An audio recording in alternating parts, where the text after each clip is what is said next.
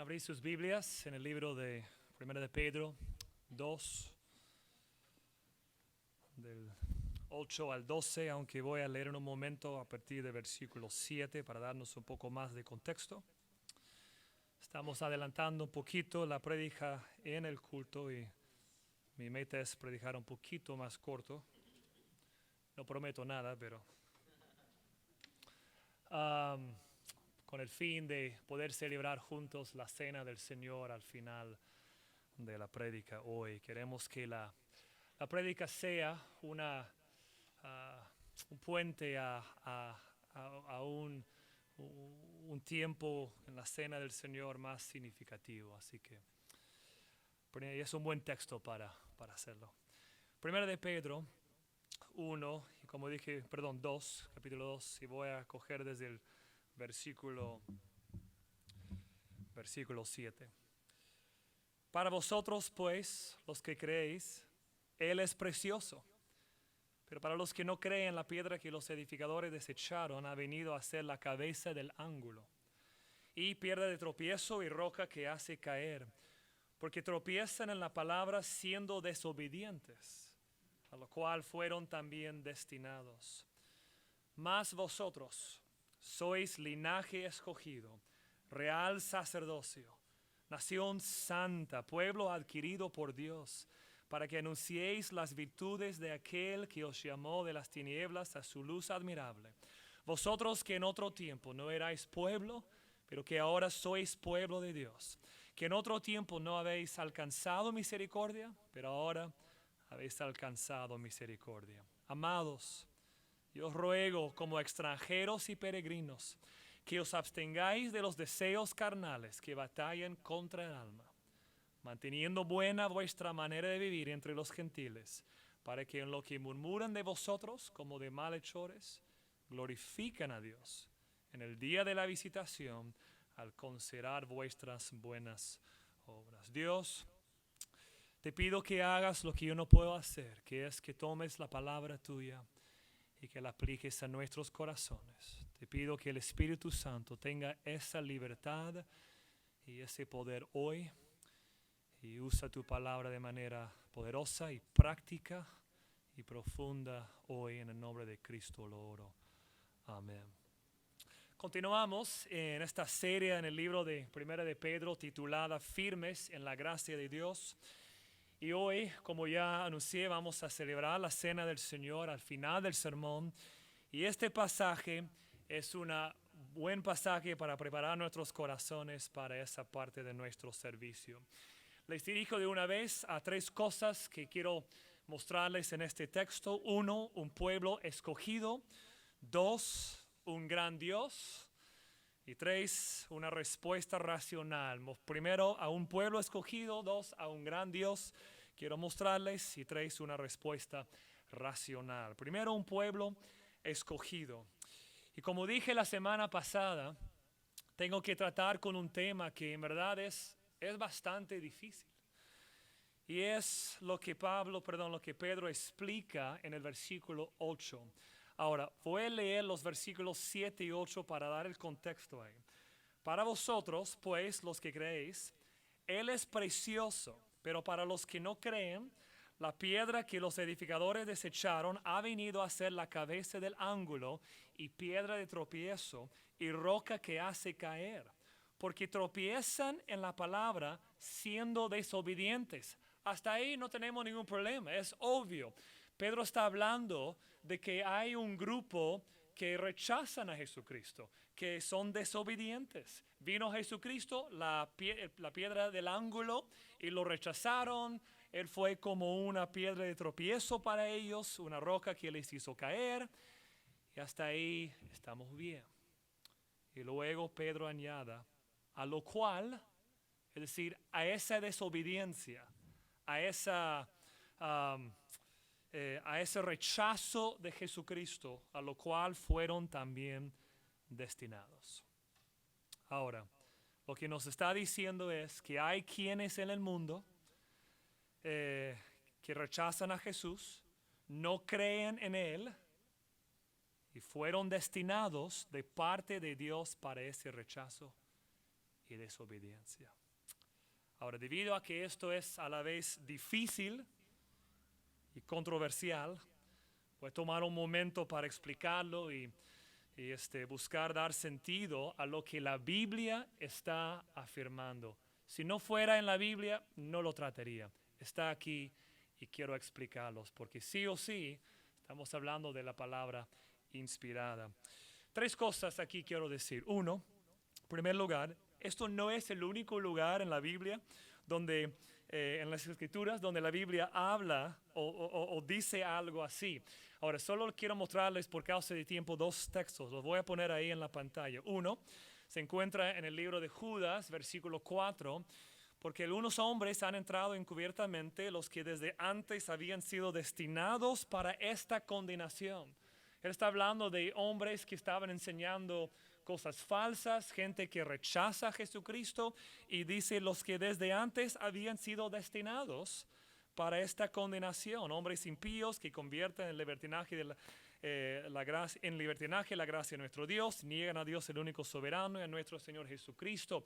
Pero lo que quiero que observen ahí es que fueron destinados, y cuando dice para esta condenación, eso incluye el hecho de que fueron destinados para ese fin. Si lo que hicieron en su impiedad no salió de la soberanía de Dios, sino que fueron destinados para ello. Otro texto, Romanos 11, versículos 7 y 8. ¿Qué pues? Dice Pablo, lo que buscaba Israel no lo ha alcanzado, pero los escogidos sí lo han alcanzado. Y los demás fueron endurecidos. Sigue como está escrito, Dios les dio espíritu de estupor, ojos con que no vean y oídos con que no oigan hasta el día de hoy. Dios les dio ese espíritu, pero los escogidos lo han alcanzado y los demás fueron endurecidos.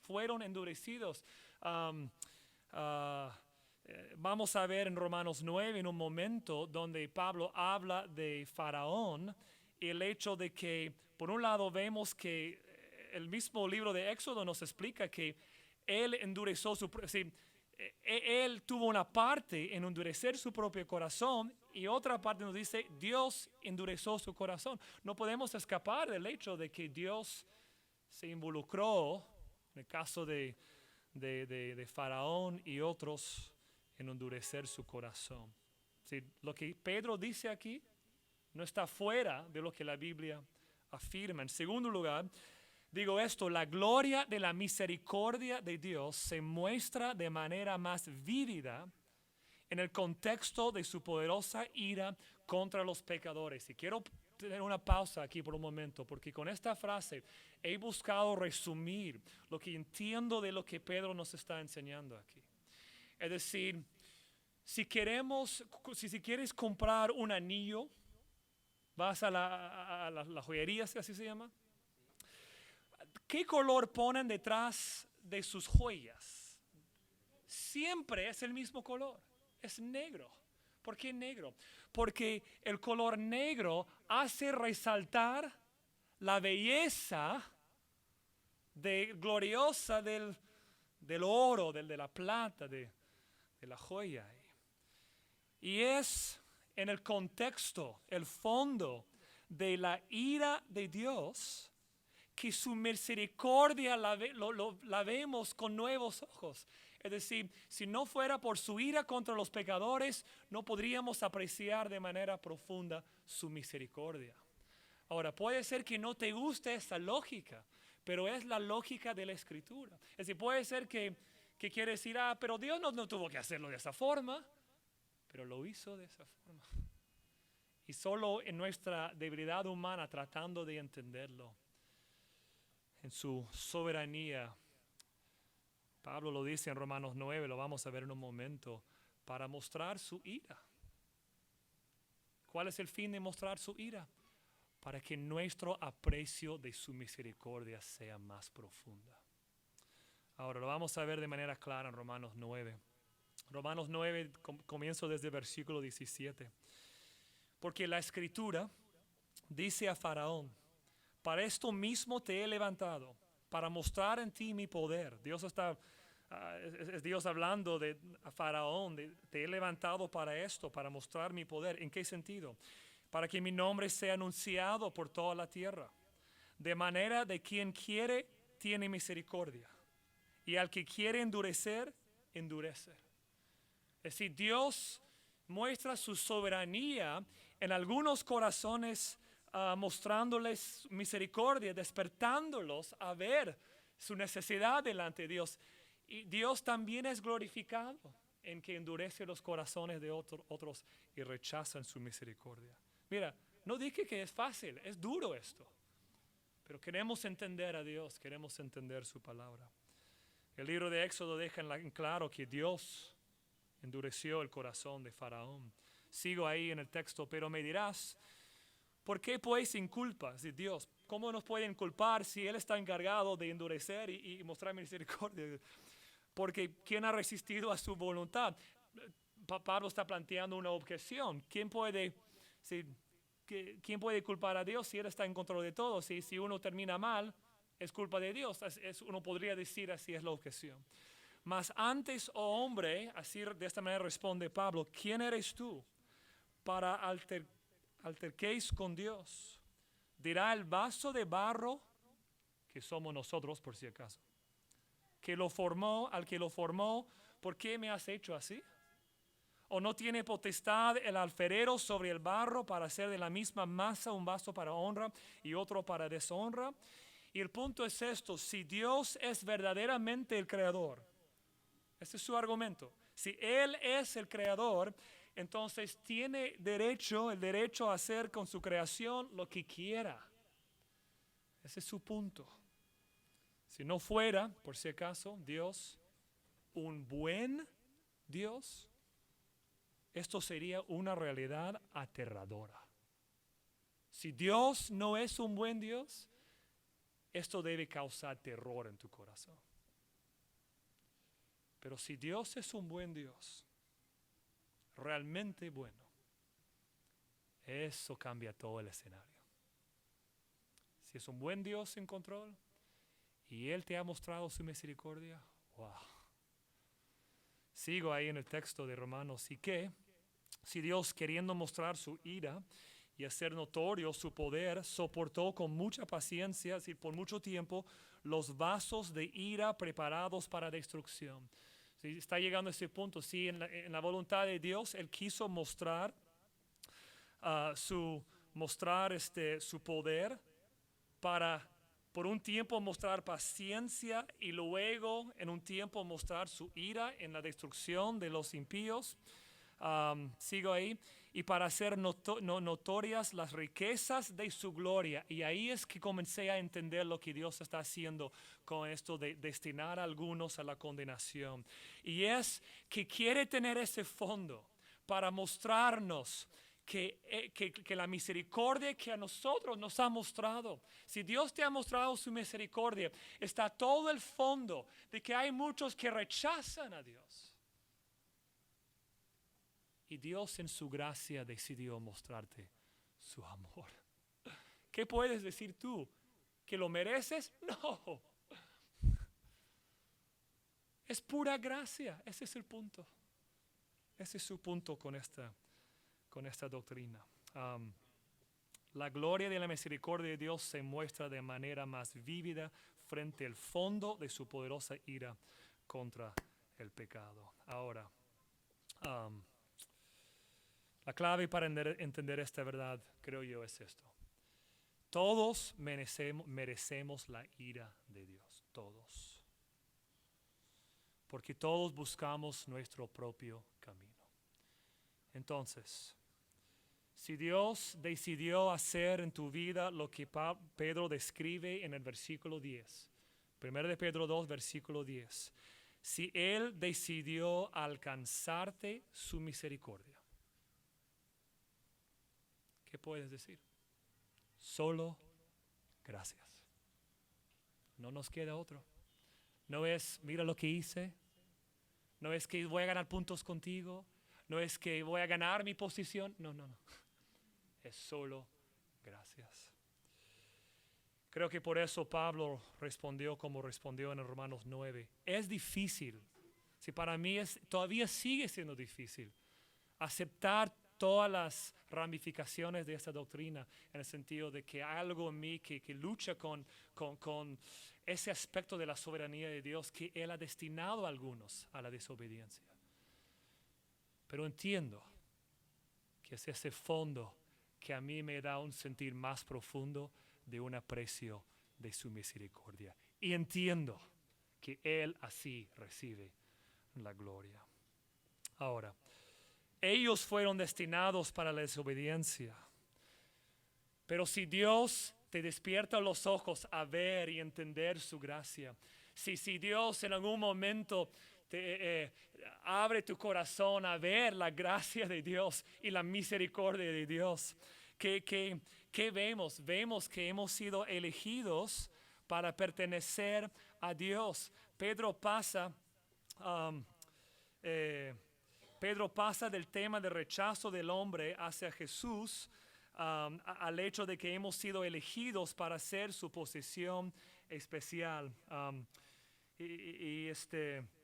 Creo que salté esta tercera cosa que lo voy a mencionar brevemente. Una de las razones principales por las que la Biblia enfatiza la soberanía de Dios, incluso sobre el rechazo del hombre hacia Dios, es para consolarnos con el hecho de que el mal en el mundo no está fuera del control de Dios. Y perdona que salté esta parte.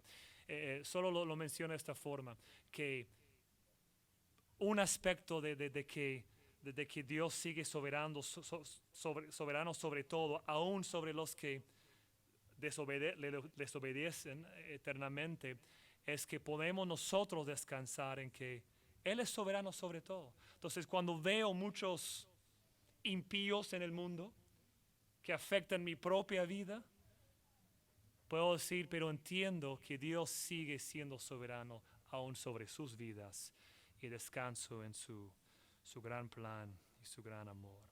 Ahora, nosotros pertenecemos a Él.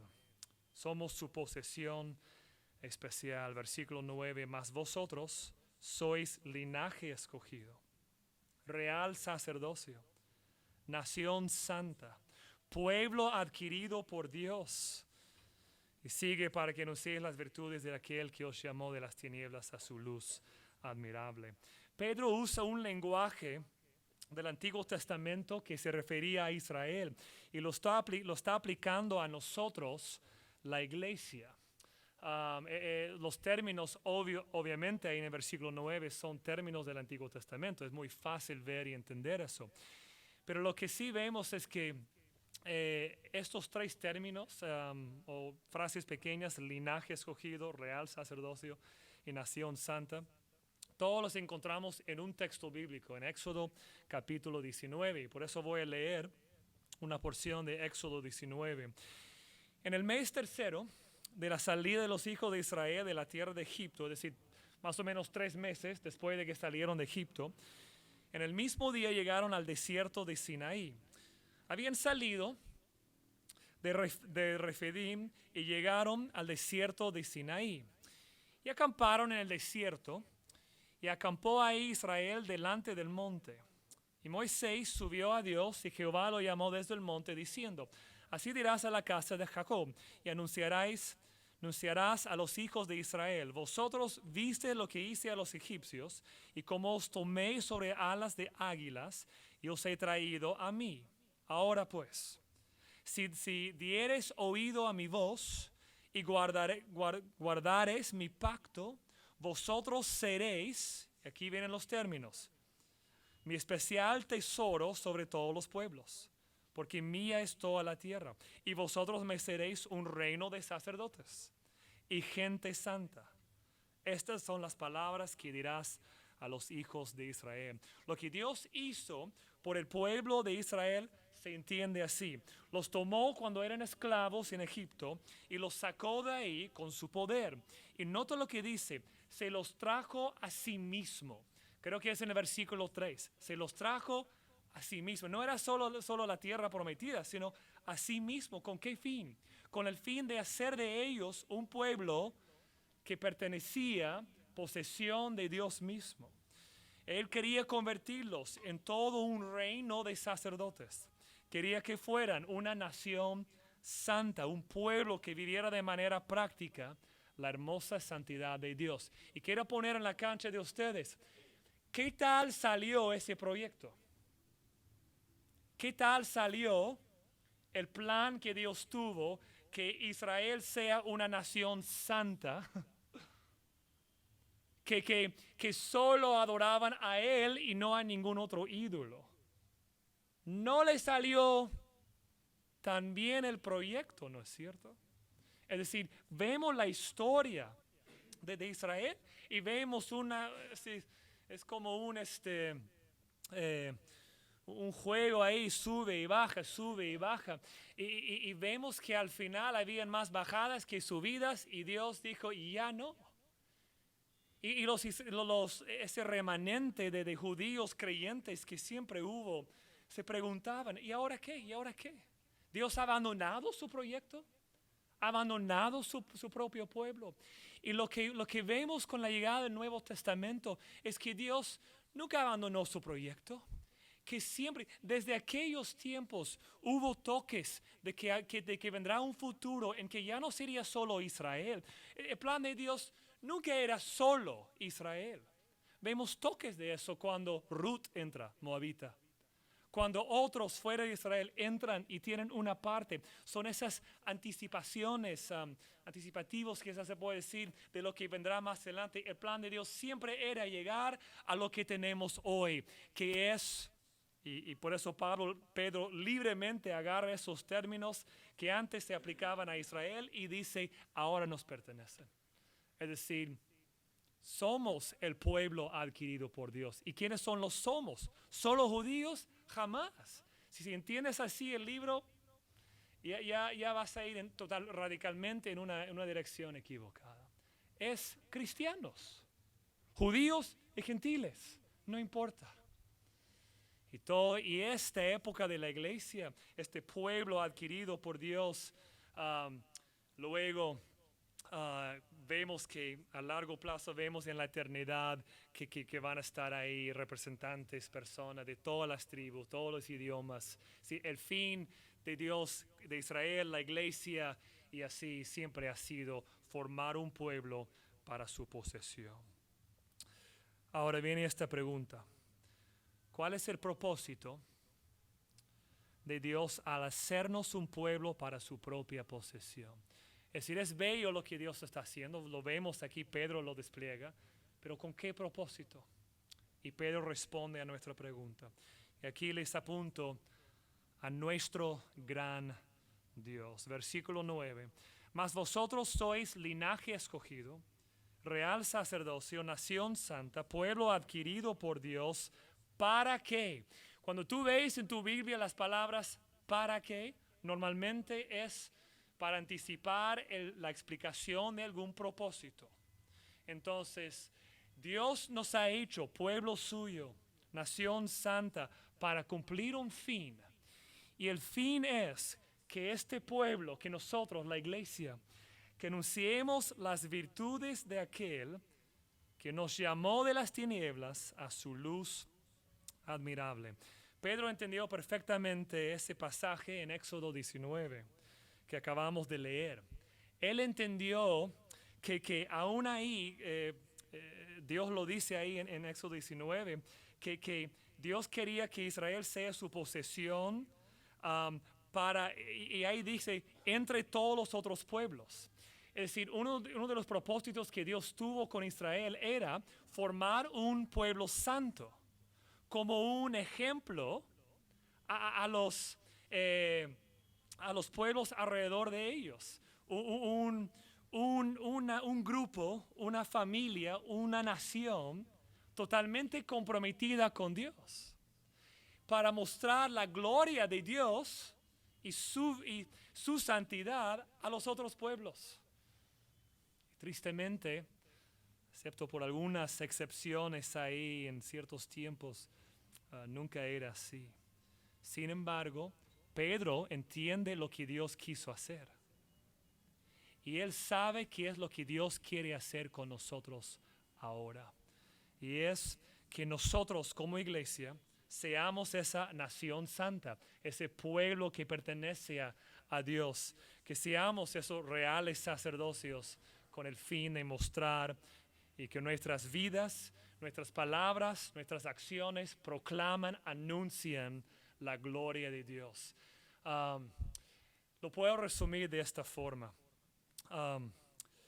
Si entendemos de manera correcta la santidad de Dios, lo que hace 2 o 3 sermones vimos, entendemos que es una belleza. Por eso los salmistas hablan de la hermosura de la santidad.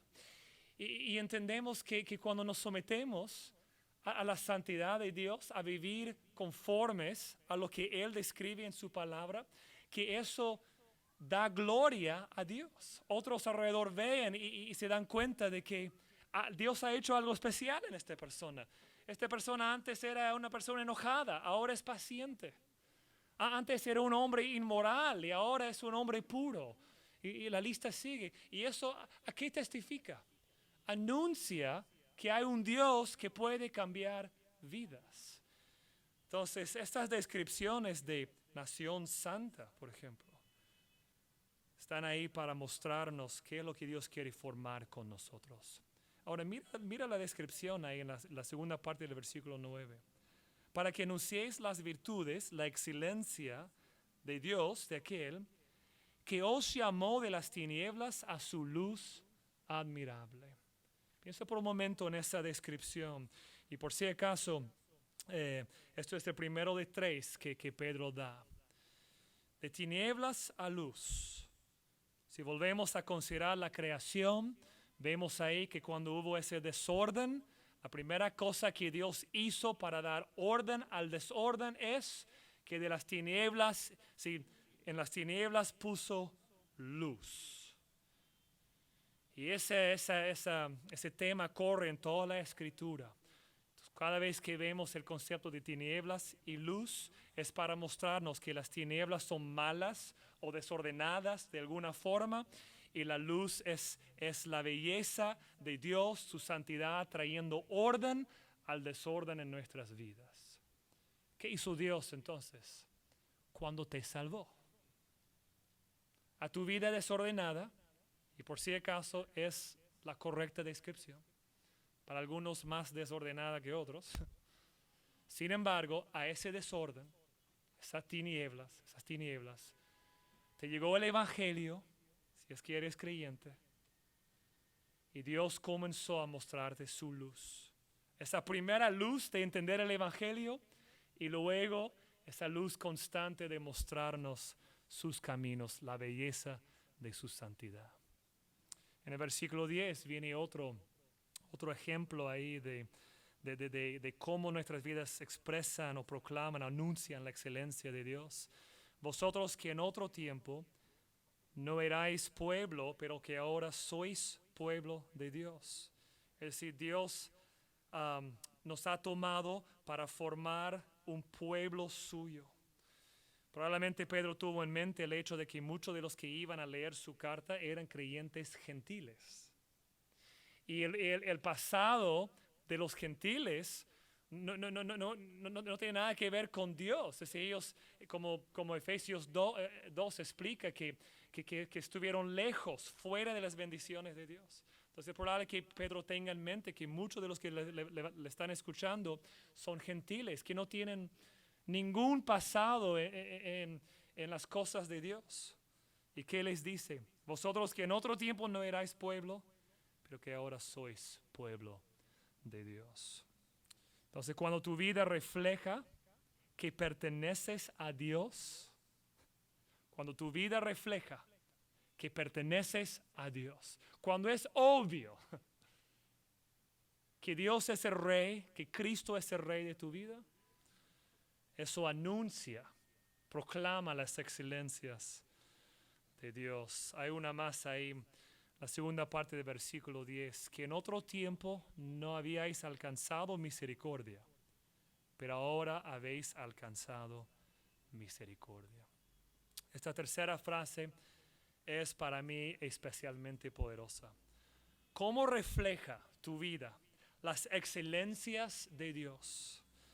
Lo hace poderosamente cuando cuando es tu vida un testimonio de que has recibido misericordia. Y esto otra vez gira y nos explica donde comenzamos el sermón, que cuando mi vida es un testimonio de la misericordia de Dios, y mira, por si acaso, no estoy hablando de que debes pecar a lo último, no, a lo máximo, mejor dicho, para que la misericordia de Dios sea más grande. No, no es el punto. El punto es que todos estamos mal, todos. Y cuando en tu vida hay ese gozo, ese agradecimiento, ese descanso en Cristo, y cuando tu vida respira que yo no soy nada, simplemente soy receptor de la misericordia de Dios. Dios es puesto arriba. Dios y sus excelencias son puestos ahí en gran gloria. ¿Te das cuenta de eso? Por eso cuando alguien me habla de, mira, yo sirvo así, mira, yo tengo este talento, mira, yo he hecho estas cosas para Dios, hay algo en mi corazón que, así como, que responde, ¿por qué? Porque no es el testimonio de misericordia. Es otro tipo de testimonio. Y cuando tu vida proclama de manera vívida la misericordia de Dios, es bello. Por eso a cada rato me van a escuchar repetir lo que a mí me pasó hace 23 años. Cuando Dios me llevó al fin de mí mismo. Y esta chica que tuvo mi vida y el deporte que hubo en mi vida, llegué a perderlos, estaba mal y levanté mis ojos y dije, Dios, no he encontrado satisfacción en estas cosas, lo veo vacío y yo creo que tú puedes satisfacerme, pero nunca lo he sentido. Pero creo que tú me puedes satisfacer. Y Dios no quería nada más de mí y comenzó a llenarme de Él mismo. Y he vivido 23 años con todas las luchas de la vida, pero lleno de esa misericordia de Dios en mi vida. Así, nunca me voy a olvidar de la misericordia que Dios me mostró en ese momento de mi vida. Piensa en lo que Dios hizo en tu propia vida. ¿Cómo respondemos entonces a estas grandes bendiciones? Y con esto les dirijo a la última parte de la prédica. Una respuesta racional. Quiero leer los versículos 11 y 12. Por si acaso he puesto la palabra racional pensando en el término que figura en Romanos 12, capítulo 1, vuestro culto racional. Amados, versículo 11 dice Pedro, yo os ruego como extranjeros y peregrinos que os abstengáis de los deseos carnales que batallan contra el alma, manteniendo buena vuestra manera de vivir entre los gentiles, para que en lo que murmuran de vosotros como de malhechores, glorifican a Dios en el día de la visitación, al considerar vuestras buenas obras. Solo quiero destacar términos para clausurar nuestro tiempo aquí. Primero, extranjeros y peregrinos. Pedro va de regreso con esto a donde comenzó este libro. Nos recuerda que somos expatriados espirituales. Específicamente expatriados elegidos, dice ahí, creo que es el tercer versículo del libro. Y este mundo no es nuestro hogar, no deberíamos vivir como si este mundo fuera lo más importante. Somos peregrinos aquí, siendo así el caso, ¿cómo debemos vivir? Y les dirijo a la frase donde él dice o nos llama a abstenernos de los deseos carnales. Es decir, ¿cuál es nuestra respuesta racional al hecho de que Dios nos ha mostrado su gran misericordia? ¿Cuál es la respuesta racional, lógica, lo que corresponde, lo que es correcta y buena? Es abstenernos de los deseos carnales. Ahora, ¿te das cuenta de la lógica que Pedro tiene aquí? Si yo pertenezco a Dios Y si, como él ya nos ha hablado antes, si su santidad es tan bella y tan perfecta, ¿por qué debo seguir viviendo en las pasiones carnales de esta vida? ¿Para qué seguir destruyéndome? Son esas pasiones, esos deseos carnales que me causaron tantos problemas antes de Cristo. ¿No es cierto? Son las cosas que me hicieron alejarme de Dios. Pero nos llama, nos despierta que ¿para qué seguir en los deseos carnales? Son ellos, dice él, que destruyen o hacen guerra contra nuestra alma. Si pelean contra esa hermosa santidad que Dios quiere formar en nosotros. Otra frase, él habla de nuestra manera de vivir entre los gentiles. Versículo 12. Manteniendo buena vuestra manera de vivir entre los gentiles. Recuerda, Dios nos ha hecho su pueblo. ¿Para qué? Para que nuestras vidas proclaman su virtud, su excelencia. Entonces nuestra conducta entre los incrédulos importa mucho. Porque no es solo lo que Dios quiere hacer conmigo, sino que Él quiere que mi vida proclame sus virtudes. Es lo que dice. Entonces es obvio que Pedro llega a este mandato, al hecho de que nuestras vidas, de que debemos cuidar nuestra conducta, nuestra manera de vivir entre los gentiles. Otra frase, cuando hablan de nosotros como de malhechores, versículo 12, para que en los que murmuran de vosotros como de malhechores glorifican a Dios en el día de la visitación. Pedro da un ejemplo específico de cómo nuestra conducta justa marca la diferencia. Cuando los incrédulos hablan en contra de nosotros, y por si acaso pasa con algo de frecuencia, ¿no es cierto? Cuando hablan en contra de nosotros, cuando nos acusan de algo, si nuestras vidas se caracterizan principalmente por buenas obras, sus acusaciones finalmente se quedarán cortas. Y no estoy diciendo que a veces un vecino te dice algo y con razón, y no te corresponde nada más que decir, perdóname, me hice mal. Pero si el testimonio principal de tu vida es, como dice aquí, buenas obras,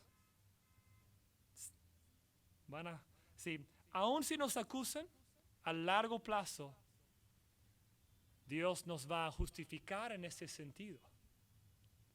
En el sentido, no por nuestras buenas obras, sino que podemos descansar en que sus acusaciones han quedado cortas, porque el testimonio de tu vida es otra. Última frase que quiero destacar ahí, y es donde dice Pedro, glorificando a Dios en el día de la visitación. Y aunque no estoy exactamente, y los teólogos que consulté tampoco, no estoy exactamente seguro de qué día Pedro habla aquí, lo que sí me parece es que tiene que ver con juicio. Probablemente se refiere al día en que Dios finalmente juzgará a toda la tierra. Entonces, ¿cuál es nuestra respuesta racional? Es recordar que Dios quiere ser glorificado en mi vida. Quiere que mi vida anuncie sus virtudes. Entonces, la manera en que yo vivo entre los incrédulos importa mucho. Y eso para nosotros es un gran desafío. En este punto de nuestro servicio, vamos a celebrar juntos la Cena del Señor. Y en la Cena del Señor hay dos elementos físicos que comeremos y beberemos juntos. Uno es el pan, que nos recordará el cuerpo de Jesús que fue quebrantado en la cruz. Y el otro es el jugo, que nos recordará su sangre derramada en la cruz. Y quiero hacernos esta pregunta, preparándonos para entender mejor lo que vamos a hacer en un momento. ¿A base de qué fundamento puedes realmente acercarte a esta mesa.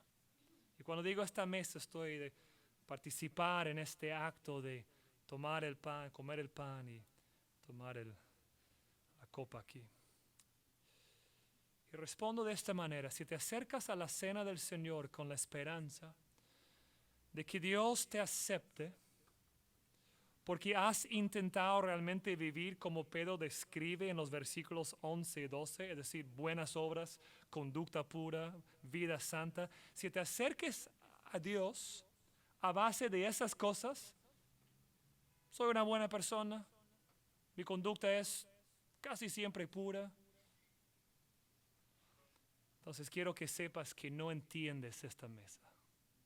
Si es la base para acercarte a Él, no entiendes la mesa. Cuando Pablo habla del tema en 1 Corintios 11, habla de la importancia de estar bien con Dios, con otros, de no llegar a esta mesa mal. Y eso es correcto. Pero jamás Pablo nos enseña que es la base para nuestra participación. Es decir, esta mesa cumple dos fines que no quiero que confundamos. Por un lado nos llama a santidad. Yo no quiero participar en estas cosas y en la mañana le grité a mi esposa. No quiero que sea así. Quiero llegar puro. Sin embargo, si eso forma la base para mi participación, ya estoy mal. Por otro lado, pero estoy mal. Porque la base no es mi conducta, es lo que Cristo cumplió en la cruz. Entonces, en vez de pensar en los versículos 11 y 12 como base de esta mesa, debemos pensar en el versículo 10, que es que hemos recibido misericordia. Acércate a la mesa hoy con esa base.